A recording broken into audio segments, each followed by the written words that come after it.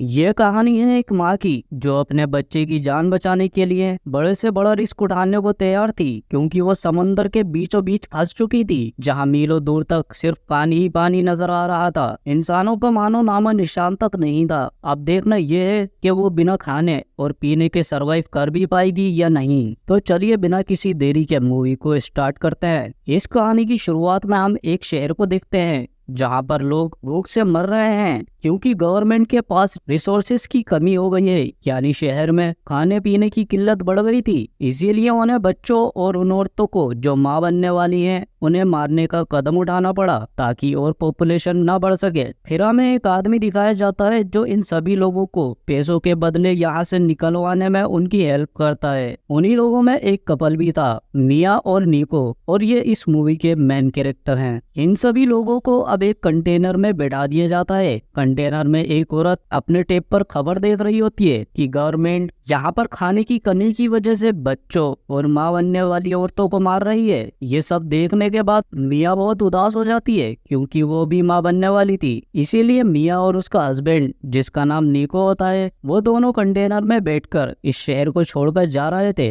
निको बैठकर मिया से बातें करता है और साथ ही वो उसे एक चॉकलेट भी देता है और कहता है कि इसे तुम तब खाना जब हम अपना सफर खत्म करेंगे और दूसरे आइलैंड पर पहुंच जाएंगे, जहां पर हम अपने बच्चे के साथ एक नई जिंदगी शुरू करेंगे। दरअसल इस बच्चे से पहले मिया की एक और बेटी भी थी जिसको यहाँ की पुलिस ने मार दिया था। अब इनकी बातों के बीच कंटेनर का दरवाजा बजने लगता है और जब निको देखने जाता है तो एकदम से दरवाजा खुल गया था। अंदर और भी बहुत सारे लोग आने लगते हैं और इस वजह से इस कंटेनर में जगह नहीं बची थी। इसीलिए बाहर खड़ा आदमी जिसके हाथ में गन थी वो कहता है कि आधे लोग बाहर आ जाओ, हमारा दूसरा कंटेनर आ रहा है, बाकी उसमें जाएंगे। तभी निको को भी उन लोगों के बीच में गन दिखाकर निकाल लिया जाता है। मिया कंटेनर के एक होल से देखती है कि निको को 107 नंबर के कंटेनर में भेजा जा रहा था। निको मिया से फोन पर बात करता है। वो उससे कहता है फिक्र नहीं करो, हम दोनों एक ही जगह पर जा रहे हैं जहां हम फिर से मिल जाएंगे। बस तुम्हें सफर के दौरान अपना और मेरे बच्चे का ख्याल रखना है और किसी भी इंसान पर भरोसा मत करना। तभी मिया का कंटेनर चलने लगता है और रास्ते में वे देखती है कि चेक पोस्ट पर पुलिस बाहर औरतों को जमा करके जो खास तौर पर माँ बनने वाली हैं उन्हें मार रही होती है।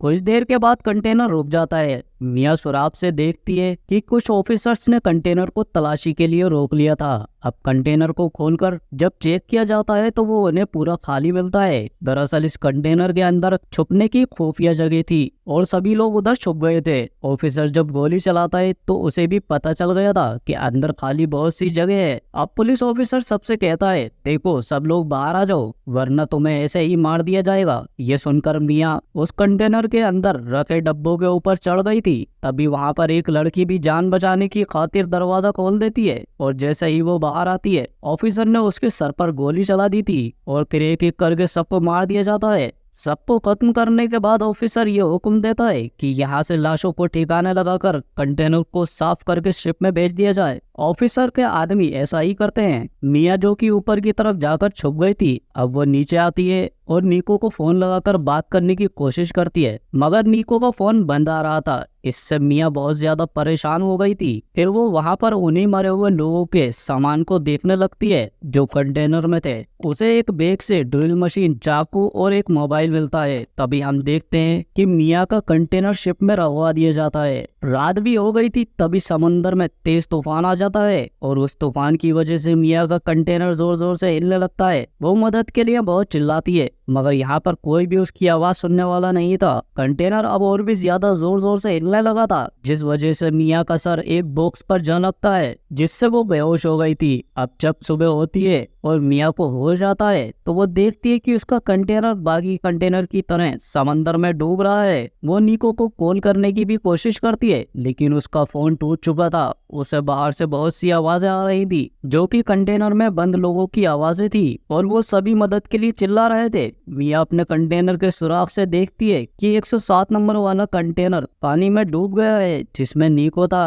और वो अपने हस्बैंड की ऐसे मौत देखकर बहुत ज्यादा टूट चुकी थी और सोचती है कि अगर नीको ही नहीं रहा तो मैं जिंदा रहकर क्या करूंगी। इसीलिए अब वो खुद को भी मारने की कोशिश करती है कि तभी उसे अपने बच्चे का एहसास होता है। वो अपने बच्चे के बारे में सोचती है और मरने का इरादा बदल लेती है। वो ये सोचकर खुश हो जाती है कि इस दुनिया में उसका और नीको का बच्चा आने वाला है। यही सोचते सोचते वो सो जाती है और जब सुबह को वो उठती है तो उसके कंटेनर में पानी बनने लगा था। वो डूब रही होती है। मिया पानी से निकलने की बहुत कोशिश करती है लेकिन नहीं निकल पाती कि तभी उसकी आंखें खुल गई थी। इसका मतलब ये सिर्फ उसका एक सपना था। अब वो कंटेनर में रखे सभी बॉक्सेस को चेक करती है जिसमें से उसे बहुत सारे प्लास्टिक के डिब्बे मिलते हैं। वो सबसे पहले एक टेप की मदद से कंटेनर के सुराखों को बंद करती है जिसमें से पानी आ रहा था। वहां से मिले सामान से वो जरूरत का सामान ले लेती है क्योंकि उसे कोई आइडिया नहीं था कि वो यहाँ से कब और कैसे निकलेगी। अगले दिन मिया का फोन बजता है जो कि नीको का था।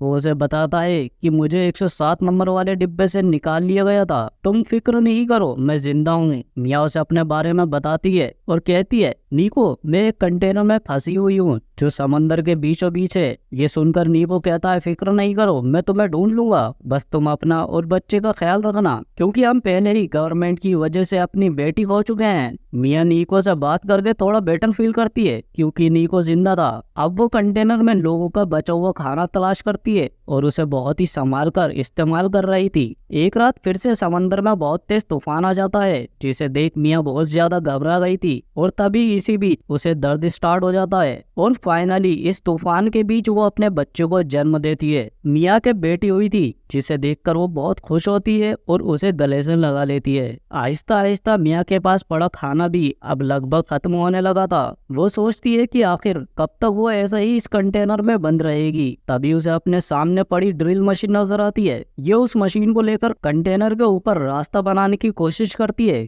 कि तभी इसकी बेटी रोने लगती है जिसके बाद वो उसे संभालती है और अगले दिन फिर से रास्ता बनाने का काम करती है। लेकिन अब ड्रिल मशीन भी बंद हो गई थी जिसके बाद वो ड्रिल मशीन को फेंककर एक चाकू की मदद से रास्ता बनाने का काम करती है, पर अफसोस वो चाकू भी टूट जाता है। मिया देखती है कि अब उसके पास न पीने के लिए पानी बचा था न खाने के लिए खाना। उसकी हालत बहुत ज्यादा खराब थी और वो बेहोश हो जाती है। उसे बेहोशी की हालत में अपनी वो बेटी दिखाई देती है जिसे गवर्नमेंट ने मार दिया था और वो नीको को भी महसूस करती है जो उससे कहता है मिया इसमें तुम्हारी कोई गलती नहीं है। दरअसल मिया अपनी बेटी की मौत का जिम्मेदार खुद को मानती थी। तभी मिया के फेस पर बारिश का पानी गिरता है जिससे अब उसे होश आ गया था। वो पहले तो पीने के लिए पानी इकट्ठा करती है और फिर वो एक कपड़े की मदद से उस हिस्से को खींचती है जिसमें उसने सुराख किए थे और यहाँ मिया की मेहनत रंग ले आई थी क्योंकि वो रास्ता खुल जाता है। उसके बाद वो अपने बनाए रास्ते से ऊपर जाती है और वो देखती है कि उसका कंटेनर समुद्र के बीचों बीच है जहाँ दूर दूर तक उसे कुछ नजर नहीं आता।